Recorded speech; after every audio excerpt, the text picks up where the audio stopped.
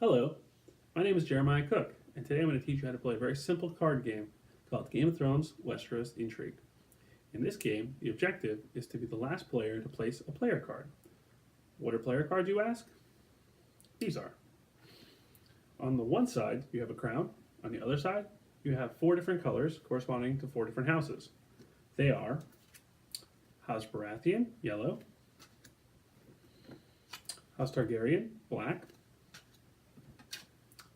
House Stark, gray, and House Lannister, red. Depending on how many people you have playing, you're going to deal a different amount of cards. In a two-player game, each player will draw 14 cards. In a three-player game, each player will draw 12 cards. In a four-player game, each player will draw 9 cards. In a five-player game, each player will draw 7 cards, and there'll be one card left over that'll start the game, and I'll explain that later. In a six-player game, each player will draw 6 cards. The youngest player will go first, and at that point, you will move around the table, taking turns with whoever hasn't gone first yet, until all players have gone first once, and then the game would end. And those are different rounds that you'll play over. So with 6 people, you'll have 6 rounds. With 2 people, you have 2 rounds, etc. Now we'll move on to gameplay. In this game, you build a pyramid of cards with matching colors. So, for a tutorial, I've sorted the cards into 4 imaginary players. Each player can look at their cards and choose a card to play. Starting with the first player, they play a card to the table.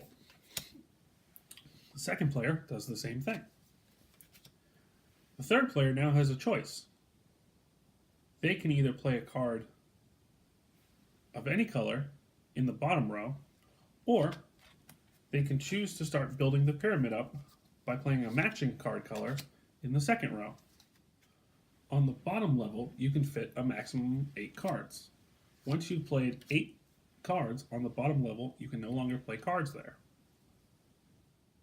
As you progress up the pyramid, strategy becomes more important. For instance, in this example, a player has played a Stark card here. Another player has played a Targaryen card here.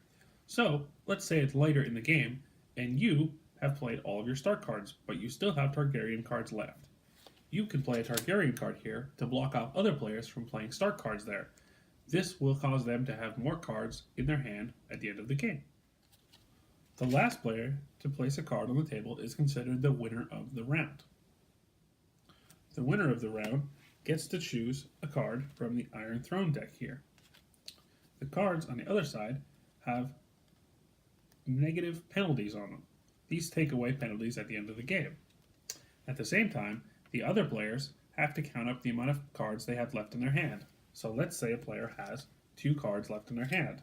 They would take a penalty chip of 2. There are also penalty chips of 1 and penalty chips of 5. You can mix and match as you need.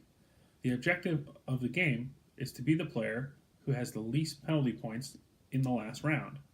The rounds are equal to the amount of players. So, in a 6-player game, you would play 6 rounds. And that's all there is to this game. It's very simple to learn. Since my fiance got it for me at a Barnes & Noble bargain bin, we've played it a lot of times with friends who don't really like card games and board games, and they all seem to enjoy it. There's a little more strategy than you might think to this game, and that makes it fun. So I hope you now feel like you could play it. Thanks for watching.